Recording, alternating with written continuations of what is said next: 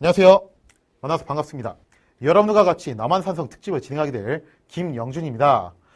굉장히 오래간만에 뵙는 것 같죠, 그죠? 저를 예전부터 보신 분도 계실 거고, 지금 처음 뵙는 분도 계실 거고. 자, 근데 저를 예전부터 보신 분들을 위해서 잠깐 좀 상황 설명 좀 해드리고 시작을 하도록 하겠습니다. 제 인강이 유튜브에 꽤 많이 올라와 있었는데, 그거 싹 사라졌죠, 그죠? 그래서 많이들 놀라셨을 것 같은데, 잠깐 좀 사정 설명 좀 할게요. 제가 유튜브에 올린 인강이 크게 두 개가 있는데요. 하나는 제 계정으로 올린 거, 하나는 탑그레이드 회사에서 올린 게 있어요. 제 계정으로 올린 건 당연히 이제 제 마음대로 할 수 있는 건데, 탑그레이드 계정으로 올린 거는 그건 제가 관리하는 게 아닙니다. 기본적으로. 그건 회사에서 관리를 하도록 그렇게 돼 있던 거죠. 자, 근데 지금 현재 유튜브에서 사라진 것은 탑그레이드 계정에서 올라온 것들이 전부 싹 사라진 거고요. 왜 사라졌냐면요. 올해부터 회사 측하고 어떻게 협의를 했었냐면은 네이버 TV 아시죠? 네이버 TV 쪽으로 제 인강을 전부 이전을 하겠다라고 그렇게 협의를 했습니다.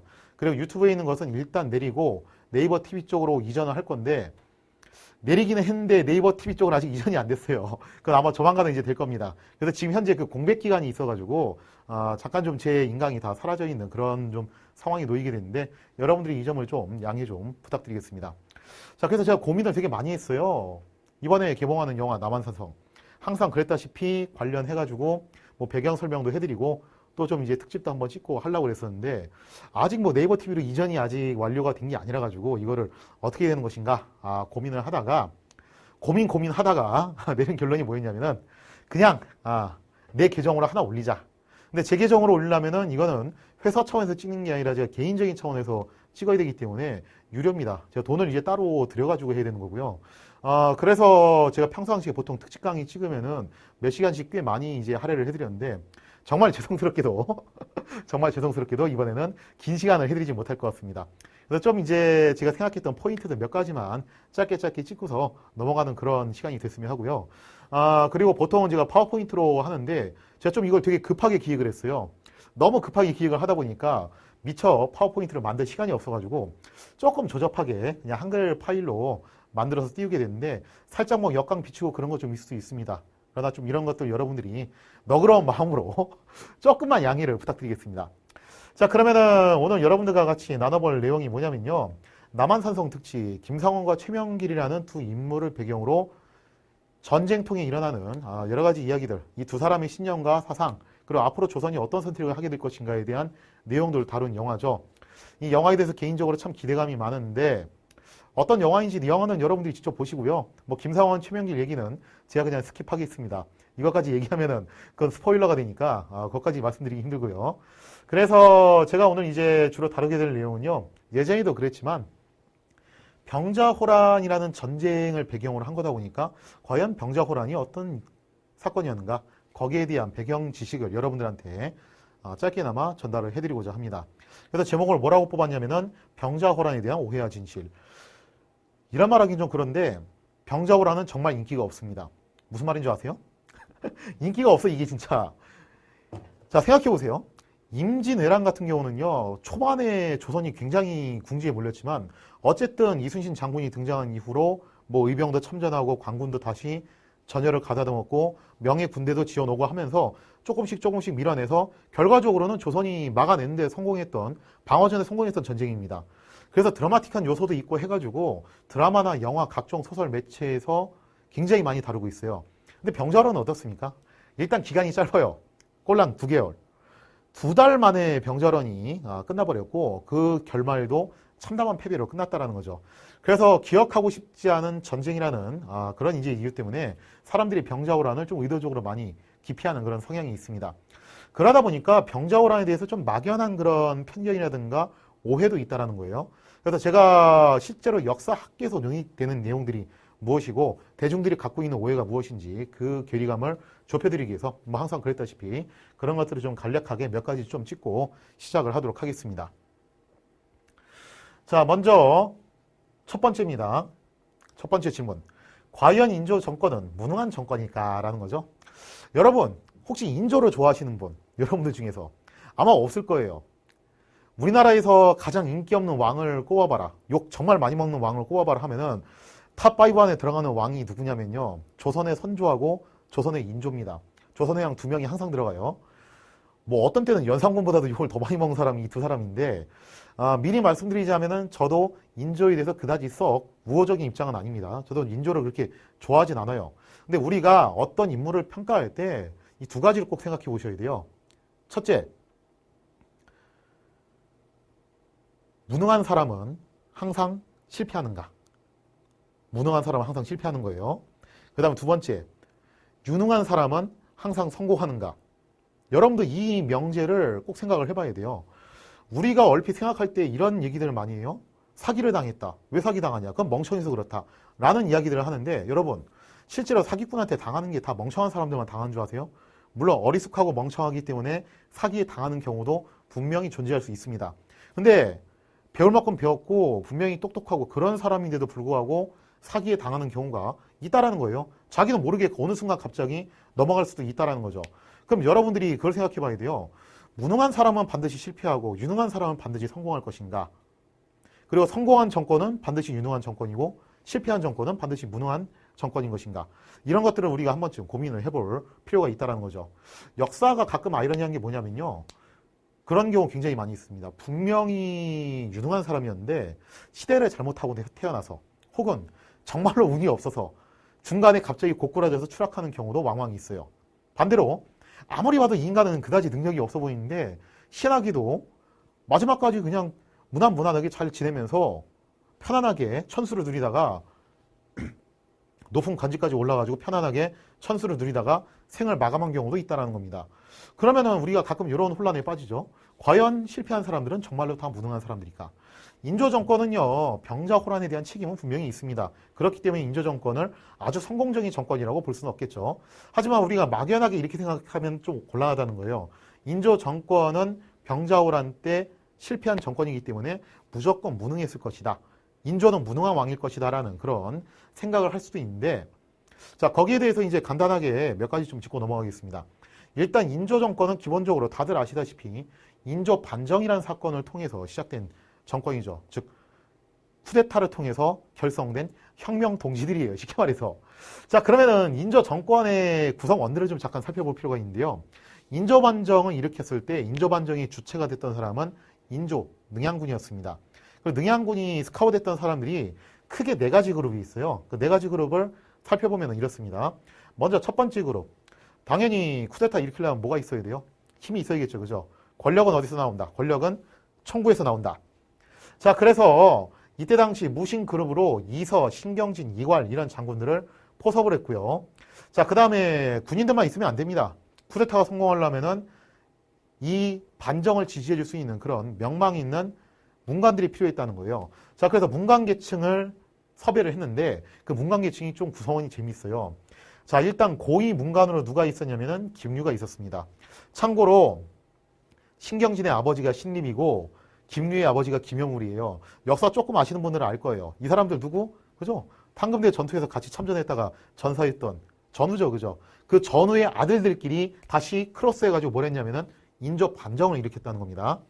자, 그 다음에 하급 문관, 그리고 유생계층이 이렇게 나눠져 있는데, 하급 문관에는 이기는 율곡 이기의 제자입니다. 그리고 최명길, 김자정 등이 있고요. 유생 쪽으로는 이시백, 심기현이 있는데, 아마 모르긴 해도 영화 속에서는 이시백이 꽤 비중 있게 나올 것 같아요. 자, 그런데 지금 문관 쪽 라인을 보면요. 좀 재밌는 게 이거예요. 고위 문관이라고 할 수 있는 사람은 누구밖에 없었냐면은 김류밖에 없었습니다. 요게 인조 정권의 문제점이었거든요. 보면은 이기, 최명길, 김자점 이 사람들이 그렇게 높은 직위에 있었던 사람들이 아닙니다. 이 중에서 이기는요, 반정 세력들 가운데서 나이가 또 제일 많았던 사람이에요. 가장 나이가 많았던 최고령자인데 성격이 좀 약간 괴팍합니다. 능력은 있었는데 성격이 정말 괴팍한 사람이었어요. 그래서 이기가 항상 전전했던 것은 뭐였냐면은 군수직, 지방직만 계속 전전하고 다녔다는 거예요. 반정 직전에도 지방직을 전전하고 다녔던 사람이 이기였습니다. 최명길, 사실상 이번 영화에서 뭐 주인공격으로 나오는 사람이죠. 굉장히 똑똑하고 합리적인 사람입니다. 그런데 이 시점에서의 벼슬은 대략 좌랑 정도, 그러니까 그다지 급수가 높은 공무원은 아니에요. 김자점, 이 사람도 역시 좌랑 정도. 이시백은 이기의 아들이에요. 아직은 유생 정도 수준의 신분이었고, 심기현 이 사람도 유생이었습니다. 그럼 가만 보면요, 인조 정권에서 적어도 장관급 이상의 고위직을 경험을 해봤던 그런 명망과 경륜이 있는 문관이 누가 있었냐면요. 한 명밖에 없다는 거예요. 김리호. 그 밖에 나머지 사람들은 그렇게까지 고위직은 못 해봤거나 아니면 아예 관직에도 올라가지 않았던 사람이거나 혹은 무관 그르기거나 이런 사람들이 주로 포진을 해 있었다는 겁니다. 이게 뭘 의미하는 건 줄 아세요? 한마디로 말해서 정치에 있어서 실무 경험은 좀 있는데 좀 더 위에 있는 그런 중앙 정치 있죠. 거기에 대한 생리를 정확하게 겪어보지 못했던 정치적 아마추어들이라는 겁니다. 요즘식 용어로 좀 이제 바꿔서 설명해드리자면은 시도지사는 많이 해봤어요. 근데 뭐는 못 해본 거예요. 장관이나 혹은 뭐 국회의원이나 국무총리나 요거는 못 해본 사람들이에요. 즉 쉽게 말해서 지방직이나 아니면은 이제 뭐 행정부 내에 있는 하급 공무원직까지만 해봤던 사람이고 그 위에 국회의원이라든가 이런 국무위원 정도까지는 못 해봤던 사람들인데 이런 사람들이 권력을 장악하면 어떤 상태가 발생을 하게 되냐면요. 자기들이 꿈꿔왔던 세상 그리고 자기들이 기획했던 프로젝트 거기에 대한 열정은 머릿속에 굉장히 가득합니다. 우리가 집권을 하면은 한번 이렇게 해봐야지 이것도 해봐야지 저것도 해봐야지 그런 생각은 굉장히 가득한데 막상 그걸 실제로 제대로 해본 적이 없기 때문에 실무 경험만 있지 이걸 총괄 책임을 해본 적이 없는 거예요. 그렇기 때문에 어떤 상황이 발생을 하냐면은 상당히 아마추어적인 그런 문제점이 발생하는 거예요. 그래서 당시 인조 정권이 후군과의 관계에 있어서 강경책을 구사했던 부분도 바로 그겁니다. 명과의 사대 관계를 확실하게 하기 위해서는 후군과는 우리가 확실하게 적대 관계를 해야 되지 않겠냐. 이거 요즘식 용어로 바꿔서 설명해 드릴까요? 우리가 한미 동맹을 강화하기 위해서는 누구는 좀 버릴 필요가 있다. 중국은 좀 버릴 필요가 있다라는 거예요. 아니 뭐 지금 사드 문제가 그거 아닙니까? 그죠? 이거 이 사람들이 이상하게 생각하면 안 돼요. 지금도 그런 고민을 하고 있는데 이 시대도 똑같은 고민을 했다라는 거죠. 단 이 사람들도 바보는 아니기 때문에 그렇다고 해서 후금하고 전쟁까지 하면 안 된다는 생각을 하고 있었어요. 기본적으로. 그걸 오해하시면 안 돼요. 이 사람들이 무슨 뭐 맨날 처부수자, 금나라, 때려잡자, 만주족 그러면서 북진 통일하자 뭐 이런 얘기했던 게 아니라 우리가 그렇게 명분은 내세웠지만 실제로는 후금하고는 전쟁까지는 할 생각은 없다. 요게 기본 모토였습니다. 그래서 인조 정권 초반도 나름의 중립 외교라고 학계에서는 평가를 하고 있어요. 다만 문제가 뭐였냐면은 정치적 아마추어들. 아마추어들의 특징이 뭐냐면은 아주 세련되고 정교하게 할 줄 모릅니다. 좀 투박해요. 결국 이것이 화근이 돼서 일어났던 것이 정묘호란이었다는 거죠. 자, 그래서 인조 정권의 특징을 보시면요. 일단 이때 반정에 가담했던 사람들이 중에서 고위 행정 문관을 경험했던 사람은 김유 말고는 딱히 없었다. 그러다 보니까 실무 경험만 갖고 있는 그런 정치적 아마추어들이 정권을 잡게 되고 아무래도 열정 이상만 앞서고 실제적인 체계성이 좀 떨어지다 보니까 정권 초반에 좀 문제가 많이 발생했던 것이 아닐까라는 생각이 듭니다. 그러면 나중에 병자호란이나 그 이후에는 왜 인조 정권에서 또 이상한 일들이 많이 벌어졌냐 하면요. 이 중에서 제가 볼 때 좀 능력 있는 사람이 누구냐면은 이서, 이기, 최명길, 뭐 이시백 한 요 정도 되는 사람들이 능력이 있는 사람들이에요. 근데 병자호란 직전에 안타깝게도 이기가 죽습니다. 그리고 병자호란 도중에 이서가 또 죽어요. 그러면서 실제로 인조 정권에 브레이크를 제대로 걸어줄 수 있는 합리적인 의견을 갖고 있는 사람은 최명길 정도밖에 없었다라는 거예요. 근데 문제는 최명길이 그때까지만 하더라도 아직은 이제 장관급이었고 뭐 좀 더 정승급까지 올라갔으면 최명길이 이기만큼 브레이크를 걸어줄 수도 있었는데 그게 좀 되지 못했던 것이 인조 정권의 패착이 아니었나라고 생각이 듭니다. 자, 따라서 과연 인조 정권은 무능한 정권일까라고 했을 때 제가 볼 때는 인조 정권은 단순히 무능했다라기보다는 나름 유능한 사람도 있었습니다. 무능했다라기보다는 아마도 아마추어 정권의 성향을 가졌기 때문에 이것 때문에 이제 국제 정세 문제에 있어서 좀 세련된 행동을 하지 못했던 게 아닌가라고 그렇게 생각이 듭니다. 자, 그 다음에 두 번째, 조선은 정말 전쟁 대비를 전혀 하지 않았을까? 좀 다소 도발적인 얘기죠. 우리가 임진왜란 파트도 그렇고 병자호란 파트도 그렇고 어떤 생각을 많이 하냐면은 조선 사람들은 바보야. 전쟁 대비 하나도 안 했어. 그러니까 군대가 허약하고 저렇게 쉽게 진 거 아니야. 라고 생각하기 쉬운데 제가 예전에 징비록 특집 설명드리면서도 이미 충분히 이야기했습니다. 조선이 전쟁 대비를 안 한 게 아니에요. 그때 임진왜란 때도. 전쟁 대비 하긴 했는데 사이즈를 오판했어요. 근데 이번에도 마찬가지입니다. 조선이 전쟁 대비를 안 한 게 아니었어요. 원래 조선이 나름의 전쟁 대비를 하고 있었는데 처음에 이제 광해군부터 시작해서 인조 정권 초기까지만 해도 어떤 생각을 했냐면은 만약에 후금이 쳐들어오면은 최전방이라고 할 수 있는 서북 지역에서 막아야 된다. 서북 지역이 어디입니까? 평안도하고 황해도 쪽이죠. 거기서 막아야 된다. 그리고 만약에 혹시 명군이 다시 후금으로 쳐들어가면은 우리가 좀 더 공세적으로 나갈 필요가 있다. 그러기 위해서 군대를 어디에 더 많이 주둔시켜야 된다? 수도권보다도 서북쪽 지역에다가 군대를 더 많이 주둔을 시켜야 된다는 것이 인조 정권의 기본적인 모토였습니다. 그러니까 다시 말씀드리지만 인조도 나름의 중립외교였어요. 즉 후금하고 전쟁은 피해야 돼 만일의 사태를 대비해서 서북 지역의 군사력을 강화시키자. 물론 그럼으로 인해서 후금을 좀 자극할 수는 있어요. 근데 우리가 무슨 뭐 후금의 속국도 아니고 나름의 이제 주권 국가인데 혹시라도 뭐를 외침을 대비해서 서북 지역의 군사력 강화하자. 뭐 나쁜 건 아니죠. 그죠? 되게 그런 점에서는 개념 있는 행동을 한 거예요. 그런데 문제가 뭐였냐면은 당시 서북 지역의 사령관으로 파견했던 사람이 여러분들 다 아시는 사람입니다. 누구냐면 바로 이괄이에요. 이괄이 뭐 했던 사람이에요? 반란 일으켰던 사람이죠. 그죠? 인조 반정에 참여를 했다가 1등 공신이 못 되고 2등 공신이 되니까 불만에 쌓였어요. 그러다 자기 아들이 영모 사건에 연루가 돼버리자 화딱지가 나가지고 그 자리에서 반란을 일으켰던 바로 그 이괄이 하필이면 서북 지역의 사령관이었다는 겁니다. 자, 그러면 당시 이괄의 난을 기준으로 봤을 때 그 이전과 그 이후에 조선군의 방어 편지를 잠깐 살펴보겠습니다. 이괄의 난 이전 먼저 중앙군을 살펴보면요. 훈련도감, 중앙군의 가장 핵심은 훈련도감입니다. 이거는 류성룡이 창설했던 부대였죠. 중앙의 가장 핵심적인 부대였고요. 그 다음에 호위청과 어영청이 있는데 이건 좀 재밌는 부대예요. 호위청 같은 경우는 원래 반정 공신들을 호위할 목적으로 만들었습니다. 이거는 국사책에 잘 안 나오는 얘기예요. 그리고 어영청의 경우에는 인조를 호위할 목적으로 만든 특급 호위군이라는 거죠. 그래서 호위청과 어영청은 숫자는 적지만 이 사람들은 거의 특수부대입니다. 굉장히 단련되어 있는 부대라는 거죠. 자, 그 다음에 수원 양주에 있는 수도방위 병력을 보시면 대략 한 6,500명 선, 즉 토탈해가지고 약 한 1만 명 정도가 수도권에 있습니다. 그러면은 평안도를 비롯한 서북 지역에 얼마가 있냐 하면요.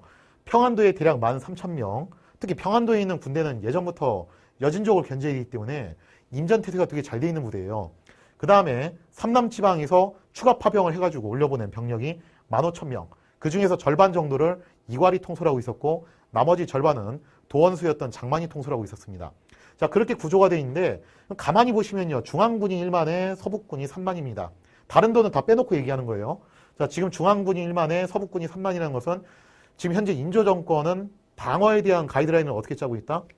일단 서북 지역에 주력군을 배치하고 만약에 후금이 쳐들어오면 맞고 혹시라도 후금이 궁지에 몰리면은 치고 올라가겠다는 거예요. 그렇게 작전을 짜고 있었는데 이게 웬걸? 이괄이 이거 가지고 뭐 했다? 바로 쿠데타를 일으켰다는 겁니다. 그래서 서북군이 그냥 반토막 나버렸어요.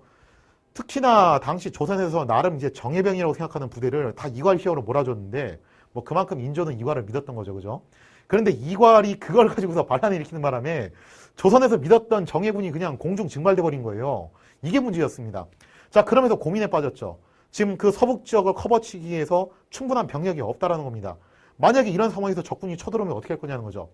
그래서 임시방편으로 다시 재편제를 꾸몄던 게 뭐였냐면은 서북 지역은 할 수 없다. 거기는 현재 남아있는 병력을 가지고서 좀 수세적으로 하고 어디를 좀 더 강화시키자. 수도권을 좀 더 강화시키자는 겁니다.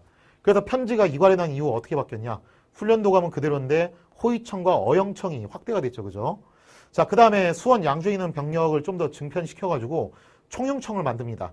약 2만 명 정도의 규모인데 이 중에서 7,000명은 강화도에 배치가 됐어요. 그래서 여러분들이 이제 흔히 오군영 하면 알고 계신 게 그거잖아요. 훈련도감, 어영청, 총영청. 나중에 만들어진 게 수어청과 금유영이죠. 수어청은 물론 이때부터 모태화되는 조직이 있었는데 본격적으로 만들어진 거는 병자호란 이후 대략 한 효종 때부터라고 보시는 게 좀 더 본격적인 시점이고 금유영 같은 경우는 나중에 숙종 때 만들어졌죠. 그래서 5군영 중에서 3군영이 이미 이때 완편이 됩니다. 가만 보면 여기 있는 숫자를 다 합치면요. 거의 3만 명에 달하는 규모의 병력이 수도권에 몰려 있다는 거예요. 그럼 반대로 서북군은 어떻습니까? 규모가 10,000명이 채 되질 않죠. 이걸 보면 금방 알 수 있어요. 이괄의 난으로 인해서 서북 지역의 방어 태세가 어떻게 됐다? 이건 반토막도 아니고 3분의 1토막이에요. 이거는 진짜 완전히 그냥 풍이박산 나버린 거예요. 그리고 나서 거기에 반대급부로 중앙군을 강화시키게 되는데 이 포지션은요. 병자호란까지 이어집니다. 그럼 여러분들이 이런 의문을 가질 수도 있어요. 아니 그럼 병자호란 때는 왜 이렇게 했냐. 병자호란 때는 좀 포지션을 바꿔가지고 서북군을 증편시키고 중앙군 숫자를 좀 줄이고 그렇게 해야 되는 거 아니냐. 더군다나 정묘호란 1627년, 병자호란 1636년. 중간에 10년이나 있었는데 10년 동안 서북 지역을 복구를 못한다는 게 말이 되냐. 라고 비판을 하실 수 있는데 제 생각엔 이래요. 서북 지역을 딱히 복구를 하지 못해서 병자호란 때도 서북 지역에 병력을 많이 주둔을 안 시켰던 게 아니라 트라우마가 있는 거예요. 아니 서북 지역에다가 정예병을 주둔을 시켰어요. 그리고 믿을 수 있는 공신을 배치했습니다. 근데 그 공신이 그 군대를 가지고 뭘 한 겁니까? 반란을 일으켰죠. 다시 또 그런 일이 일어나지 않으려는 법이 어디 있어요. 그래서 인조 정권에서 고심 끝에 내린 결론이 뭐냐면은 수도권의 병력을 집중적으로 두고 서북 지역은 사실상 수세적으로 남겨놓은 그런 포지션을 채택을 했다라는 겁니다. 이런 방식을 좀 어려운 말로 뭐라고 하냐면요. 중앙집권화, 그거는 현대에 지어낸 말이고 당대는 이제 뭐라고 불렀냐면은 강간약치라고 합니다. 강간약치. 강간이라고 하니까 좀 이상한 생각하지 말아요. 그런 거. 자, 강간약치가 뭐냐면은 강하게 하는데 뭐를 강하게 하냐면 간이에요. 간. 근간, 뿌리를 강하게 하고 약치예요. 약치. 약치는 무슨 말이냐면은 가지를 약하게 한다. 즉 뿌리를 강하게 하고 가지를 약하게 하는 그런 방식을 강간약치라고 합니다. 자, 이런 방식을 썼던 이유가 뭐였냐면은 인조 자체가 반정으로 집권한 세력이었고 이괄의 난이라는 이미 지방 반란을 한번 겪어봤기 때문에 여기에 대한 트라우마 차원에서 이런 방식의 포지션을 선택할 수밖에 없었다는 거죠. 자, 그러다 보니까 서북 지역의 방어태세는 아무래도 약화될 수밖에 없습니다. 믿을 거는 중앙밖에 없는 셈이죠. 자, 그럼 우리가 생각해 볼 수 있는 건 이거예요. 병자호란 때 왜 청군이 그렇게 빠른 속도로 뚫고 들어왔을까 했을 때 그 원인 중 하나가 뭐였냐면은 서북 지역이 이괄해 난 이후로 방어태세가 제대로 복구가 되지 않았고 특히나 인조 정권의 태생적인 한계점 때문에 서북 지역에 많은 병력을 주둔시키기가 어려웠다. 자, 그런 이유 때문에 서북 지역을 청군이 쉽게 돌파하는 것이 가능했다고 볼 수 있겠습니다. 자, 그 다음에 세 번째. 청군은 어떻게 6일 만에 한양에 도달할 수 있었을까? 당시 병자호란 때 청군이 전쟁 딱 시작하자마자 한양에 도착했을 때에 걸린 시간이 6일입니다. 뭐 7일이라고도 하고 6일이라고도 하는데 그 뭐 만으로 따질 것이냐 아니면 그냥 일수로 따질 것이냐 그 차이니까 그거는 뭐 중요한 게 아니고 어쨌든 일주일 안에 청군이 한양까지 도착을 했다라는 거예요. 이게 어떻게 가능했냐라는 거죠. 이거를 두고서 이런 오해들은 많이 하세요. 조선이 이렇게 허약했다니. 아니 왜적이 쳐들어왔는데 그 방어선이 일주일 만에 뚫려? 와 이거 해도 너무한다. 그런 생각들을 많이 하시는데 사실 조선이 이렇게 6일 만에 뚫린 이유가 있어요. 그 뚫린 이유를 알려면요. 좀 방어체계에 대한 이론을 좀 여러분들이 알고 계셔야 되는데요. 조선이 이때 당시에 사용했던 방어체계는 다들 한 번쯤 들어보셨을 겁니다. 산성입보라고 불리는 방어체계입니다. 산성입보가 뭐냐? 이거는 옛날 고대부터 써왔던 전략이에요. 적군이 쳐들어왔다. 어떻게 하는 겁니까? 도시를 비우는 겁니다. 도시에 있는 모든 물자를 가지고 일단 산속으로 튀어! 그죠? 산성으로 들어가서 거기서 방어를 하는 거예요. 옛날 삼국시대에도 이 방법을 썼고 고려시대에도 이 방법을 썼고 조선시대도 이 방법 썼어요. 그게 산성입보 전략입니다. 그리고 이 산성입보 전략은 상당히 많은 효과들을 입증을 했던 나름 입증된 전략이라는 거예요. 자, 정묘호란에 대한 이야기를 한번 해드릴게요. 정묘호란 때 당시 후금의 군대가 쳐들어왔어요. 쳐들어왔을 때 조선은 서북 지역에 대한 방어태세가 복구가 안 된 상황이었죠. 이괄의 난으로 인해서. 자, 그래서 조선에서의 기본적인 작전이 뭐였냐면은 우리가 지금 공세적인 전략은 전혀 못 쓰게 생겼으니까 만약에 후금의 군대가 쳐들어오면은 어떻게 한다? 일단 산성으로 튀어! 그죠? 산성으로 튀어라. 그리고 나서 산성이 들어가가지고 거기서 항전을 하고 왕은 어디로 간다? 바다 건너 강화도로 간다. 왜냐면은 후금의 군대는 말을 잘 타는데 배는 탈 줄 몰라요. 심지어 이때 당시에는 수군도 거의 전무했던 상황입니다.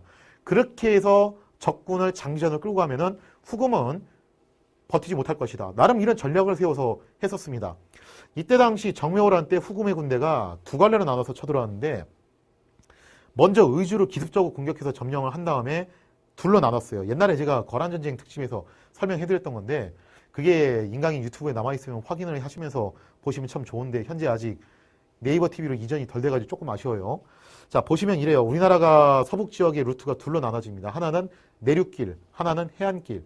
내륙길은 기주부로 통과해가지고 안주, 평양으로 들어오는 길이고 해안길은 철산, 용천 방면을 해가지고 바닷길을 따라가지고 평양으로 들어오는 길이고 이렇게 둘로 나눠가지고 후금의 군대가 진격을 했다라는 겁니다.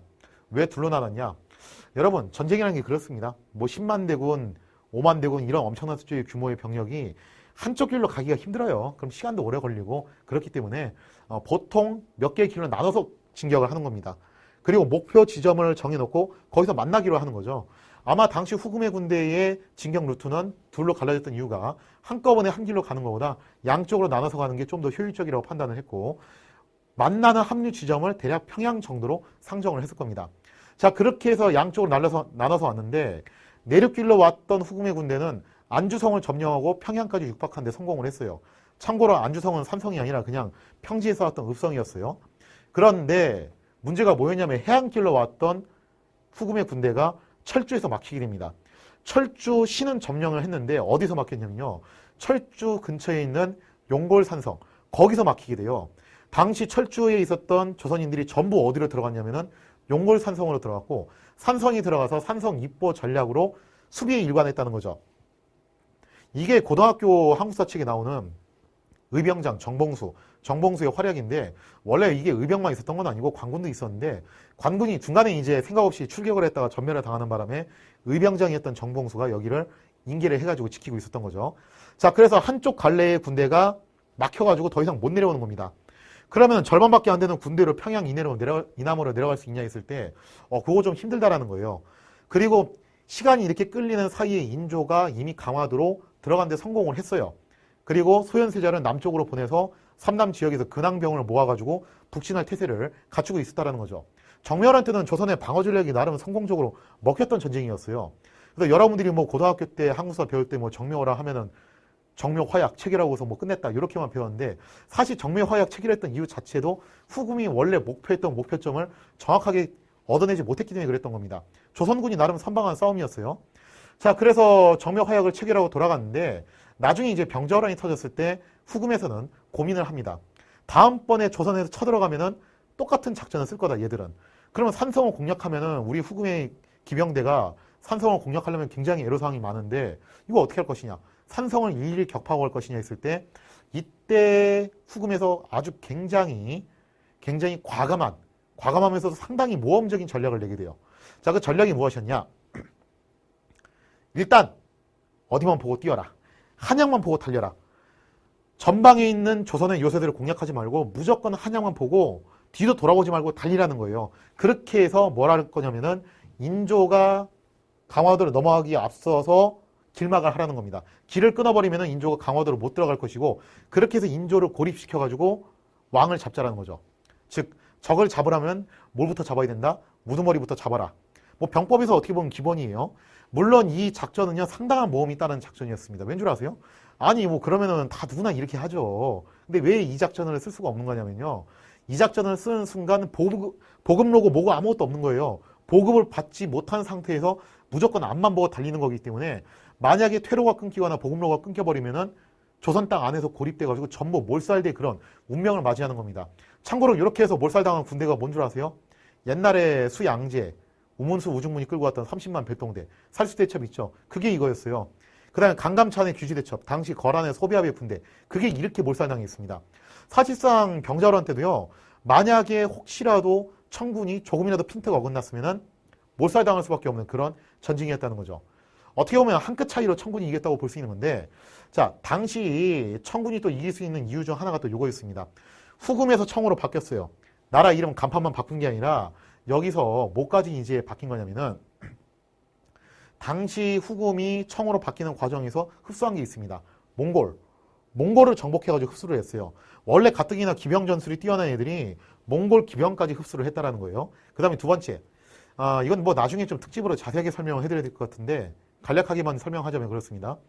명에서 원숭환이라는 장군하고 모문용이라는 장군 사이에서 트러블이 생겼습니다.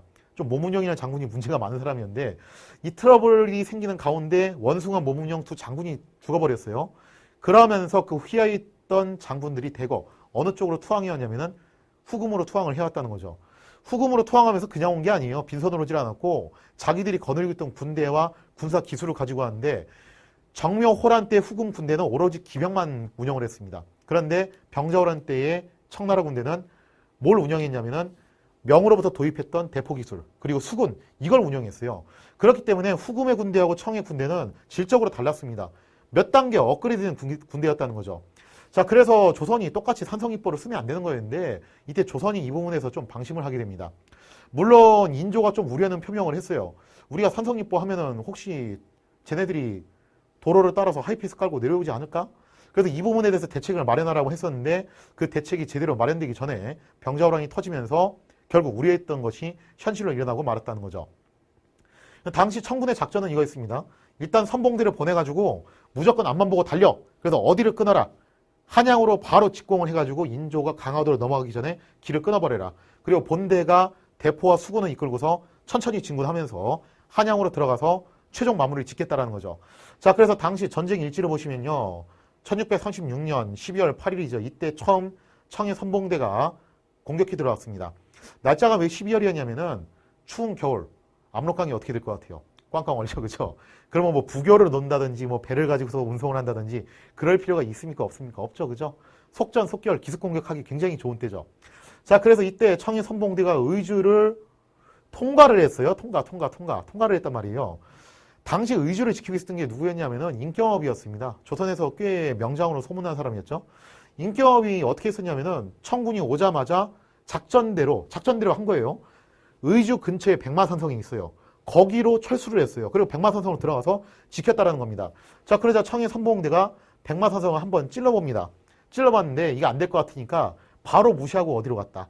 안주 방면으로 달렸다라는 겁니다. 당연히 백마산성에서 어떻게 됐겠어요? 난리가 났죠.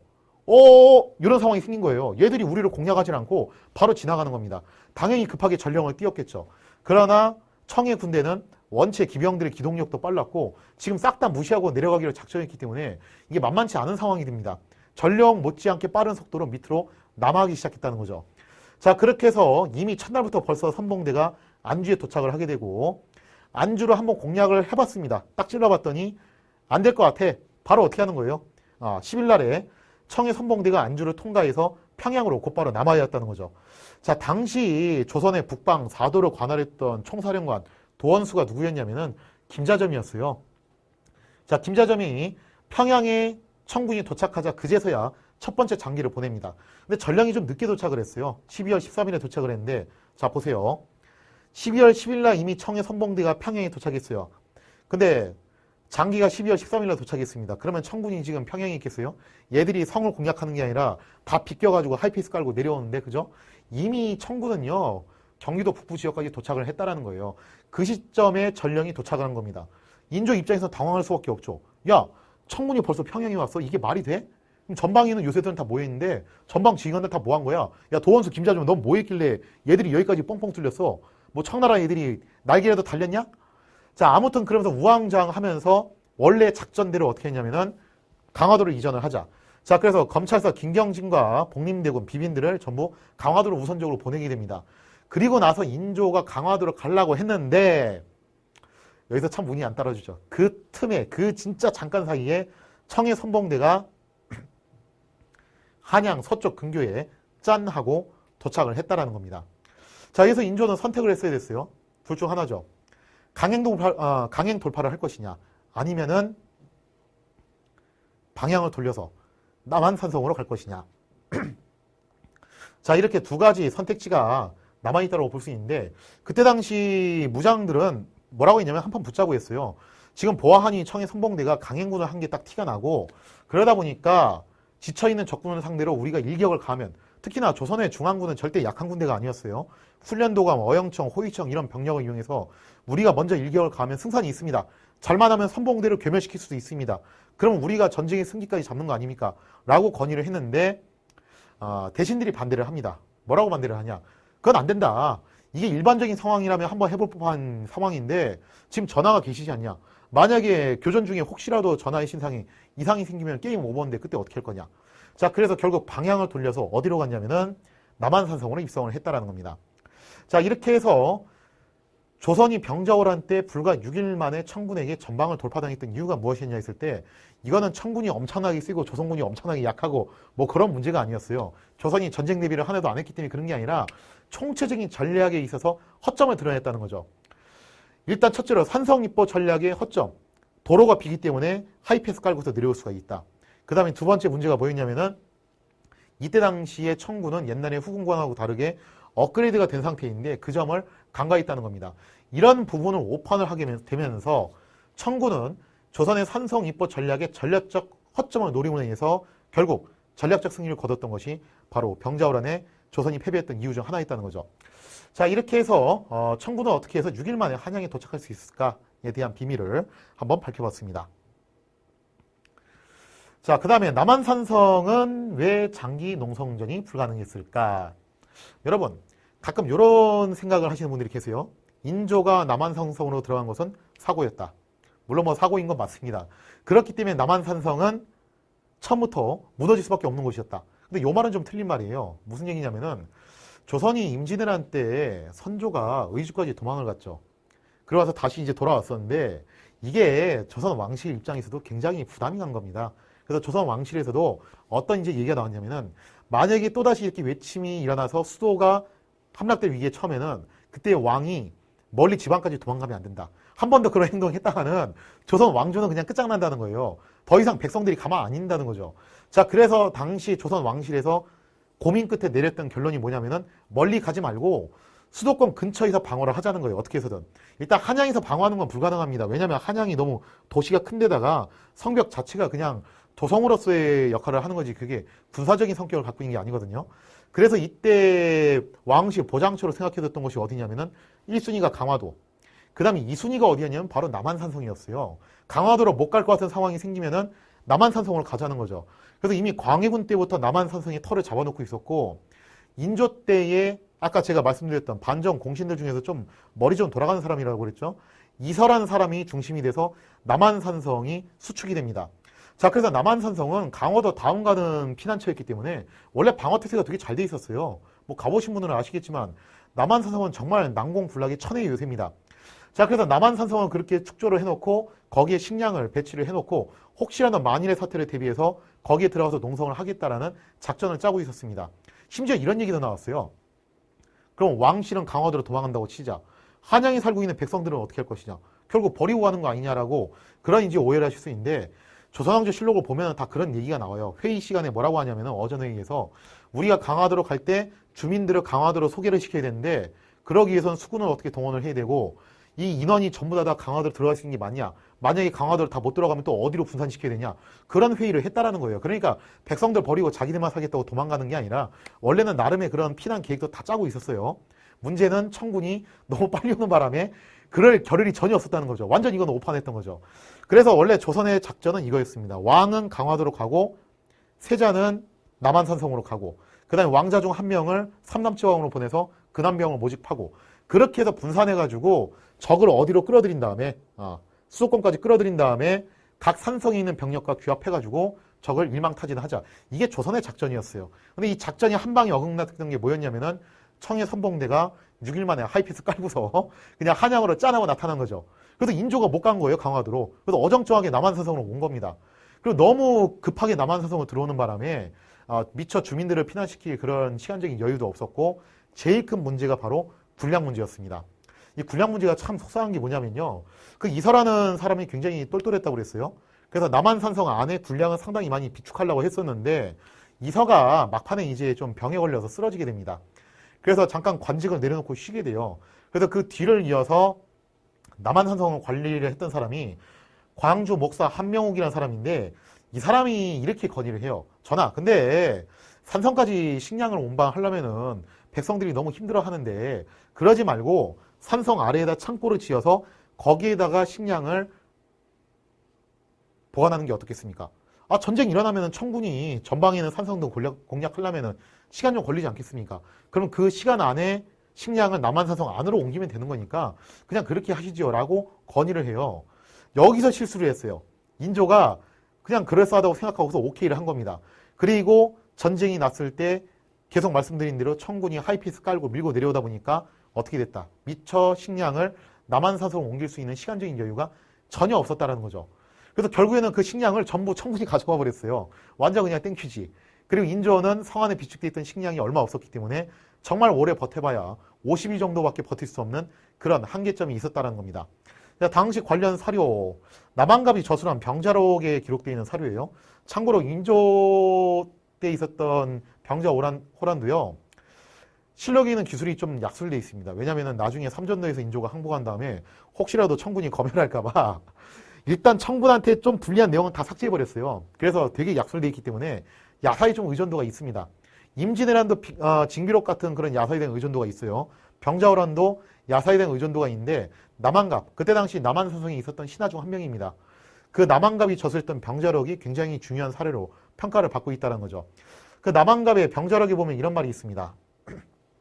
이서가 일찍이 수호사가 되었을 때 군량은 많이 쌓았으나 병으로 취직된 뒤에 광주 목사 한명옥이 산성의 군량을 운반해 들여보내는 것이 민폐가 된다고 하여 갑사창을 강가에 짓고 군량을 모두 이 창고에 두었는데 이에 이르러 모두 적에게 점거당하였다. 안습. 그죠? 세상에나 안습이네 완전히. 이거를 만약에 남한산성 안으로 옮겼으면요 전쟁의 향방이 달라질 수도 있어요. 근데 그거 옮길 시간이 없었다는 거예요. 그러니까 미리미리 옮겼으면 좋았을 뻔했는데 이서가 굉장히 성견지명이 있는 사람이죠. 자, 그래서 남한산성에서 장기동 성전이 불가능했던 이유는 조선은 청해 속공에 허를 찔려 미처 남한산성의 측량을 옮길 시간이 없었다. 그리고 이것이 조선의 전쟁 플랜을 총체적으로 엉망진창으로 만들었던 그런 변수로 작용을 했다라는 겁니다. 자, 그럼 이상의 내용들을 좀 이제 토대로 좀 정리를 해보면요. 병자호란에 대해서 왜 조선이 패배했을까? 좀 아쉬운 점 몇 가지가 있어요. 첫째, 아쉬웠던 점이 뭐냐면요. 인조 정권 초반에 인조 반정을 일으켰을 때만 하더라도 아마추어 성향이긴 했지만 유능한 친구들이 좀 많이 있었어요. 이기가 성격이 좀 문제지 능력치는 있었던 사람입니다. 최명길이라든가 이서라든가 좀 괜찮은 친구들이 있었는데 문제가 뭐냐면 정작 병자호란 당시에 이기는 이미 죽었고 이서는 사실상 중병에 걸려서 제대로 거동도 못하는 상황이었고 거의 뭐 최명길 말고는 좀 개념 있고 합리적인 사람이 좀 적었다는 거예요. 그때 당시에. 자, 이게 선조하고 인조의 차이점입니다. 선조는 임진을 한 때 굉장히 유능한 인재가 많이 있었어요. 뭐 류성룡, 이양복, 이덕형, 이원익 그렇게 인재층이 상당히 두텁게 있었던 반면에 인조는 안타깝게도 그런 인재층들이 병자호란 직전에 퇴장을 하는 바람에 인재난에 좀 허덕이는 상황이었습니다. 그래서 조선의 가장 큰 문제점이 뭐였냐면은 지휘부였어요. 제가 나중에 특집을 한번 찍고 싶은 게 있는데 뭐냐면은 병자호란 3대 엑스맨. 그게 누군지 아세요? 도원수, 김자저. 그 다음에 남한산성에서 방어 총책을 맡았던 김류. 그리고 강화도로 갔던 김경징. 이 중에서 이제 가장 최고의 엑스맨은 누구일 것인가. 이 세 사람 정말 답답한 사람들인데 이 세 사람이 계속해서 삽질을 하는 바람에 문제가 상당히 심각해집니다. 자, 왕이 지금 남한산성 안에 들어가서 갇혀버렸어요. 그러면은 지금 남한산성 안에 있는 왕은 이렇다 저렇다 명령을 못 내리는 상황이고 뭐 김경징도 원래 자기가 사령관은 아니었지. 사실은 왕하고 같이 갔어야 되는 건데 지금 얼떨결에 자기만 가버린 거죠. 그럼 누가 이게 사령탑 역할을 해줘야 되냐면은 도원수였던 김자점이 사령탑 역할을 해줘야 됩니다. 근데 김자점이 그 역할을 제대로 못해요. 자, 그래서 어떤 상황이 생기냐면은 각 지역에서 근황병이 올라오는데 경상도 근황병 왔다가 격파당하고 강원도 근황병 왔다가 격파당하고 충청도 근황병, 전라도 근황병 제각각 올라왔다 제각각 각계 격파당하는 그런 상당히 이제 안 좋은 모습으로 보이게 됩니다. 이런 상황이 왜 일어났냐 했을 때 사령탑이 부재했다는 거죠. 이걸 최종적으로 컨트롤해줘야 될 지휘부가 있어야 되는데 그 지휘부가 부재했다는 점. 이것이 병자호란에서 참패했던 원인 중 하나였다. 그 다음에 두 번째로 최종적인 전략에 대한 오판이었다는 거죠. 청군이 이런 식으로 하이패스 깔고 올 거라고 뭐 전혀 예상을 못했던 건 아니었는데 설마 했던 거죠. 그리고 설마 했던 것이 그것이 실제로 일어나 버렸습니다. 자, 그러면서 인조가 강화도로 피난을 가지 못하고 어정쩡하게 남한산성에 갇히게 됐다는 점. 자, 남한산성에 갇히면서 시간이 너무 부족했기 때문에 식량도 제대로 못 옮겼고 뭐 이제 백성들 피난하는 작업도 제대로 되지 않았고 이러면서 총체적인 난국을 맞이하게 되고 결국 청군의 포위작전에서 인조가 계속 피말리는 싸움을 벌이다가 대략 50여일 만에 항복을 선언하게 되었습니다. 이때 당시 청군도의 상황이 절대 좋았던 거 아니었어요. 여러분들이 오해하시는 게 뭐냐면은 마치 청군이 압도적으로 조선을 이긴 것처럼 생각하기 쉬운데 그렇지 않습니다. 당시 청군이 무려 12만 대군이 한양으로 와 있었어요. 청태종 홍타지가 직접 왔습니다. 근데 얘네들이 뭐 전방에 있는 성들을 다 점령하고 온 게 아니라 약간의 견제 병력만 남겨놓고 전부 몽땅 내려왔어요. 이 얘기는 뭐냐면은 보급을 본국에서 받을 수 없다는 겁니다. 자체 현지 조달을 해야 돼요. 근데 한두 명도 아니고 12만 명을 현지 조달을 어떻게 합니까? 더군다나 때는 겨울이에요. 겨울철에 뭐 어디 가서 물자를 조달을 하겠어요. 자, 그렇기 때문에 장기전으로 가기만 하면 원래는 조선이 유리한 상황이었어요. 그 다음에 근황병이라는 것도 여러분들이 오해를 하시면 안 되는 게 뭐냐면요. 근황병이 패배했다고 해서 끝나는 게 아닙니다. 물론 각지에서 왔던 근황병들이 청군에게 격퇴당한 건 맞아요. 하지만 모든 근황병들이 격퇴당했던 게 아니라 광교산 전투, 동선령 전투, 그리고 기마 전투 이런 전투에서 조선군이 승리한 사례도 있습니다. 그래서 이긴 전투도 있고 진 전투도 있는데 진 전투가 임팩트가 너무 세가지고 그것 때문에 병철한테 상당히 밀렸다는 인식이 있는 거지 근황병이 다 진 게 아니에요. 그리고 설사 졌어도 다시 재정비를 해서 올 수 있는 게 근황병입니다. 한 가지 예시를 들어드릴게요. 임진왜란 때 유명한 사건이 있죠. 용인전투. 삼남 근황병이 와키자카의 3,000명의 일본군한테 풍비박산이었던 그 용인전투 패전 이후에 전라도 근황병들이 어떻게 했냐면은 일단 전라도로 퇴각을 했어요. 그리고 거기서 다시 체제 정비를 해가지고 북상을 했는데 권율의 행주대첩이 바로 그때 전라도 근황병이에요. 즉 근황병이라는 것은 원래 이런 개념입니다. 패퇴했다고 해서 그게 완전 끝난 게 아니라 다시 재정비해서 얼마든지 올 수 있다는 거죠. 그런데 이거를 해줘야 될 사람, 이걸 재조직하고 다시 또 최종 컨트롤 명령을 내려줘야 되는 사람이 김자점이었는데 김자점이 그걸 똑바로 안 합니다. 김자점이 경기도 양평에 있으면서 어영청 병사, 한경도 근황병, 황희도 근황병, 강원도 근황병까지 데리고서 한 달 동안 꼼짝을 안 했어. 그래서 일설에는 그런 얘기도 있죠. 김자점 이게 혹시 뭐 프락시 아니냐. 뭐 반농담으로 그런 얘기까지 나와요. 자, 그 다음에 또 이제 장지전으로 가기만 하면요. 명이 어떻게 해서든 군대를 보낼 거라는 거예요. 명군 입장에서는 절호의 찬스죠.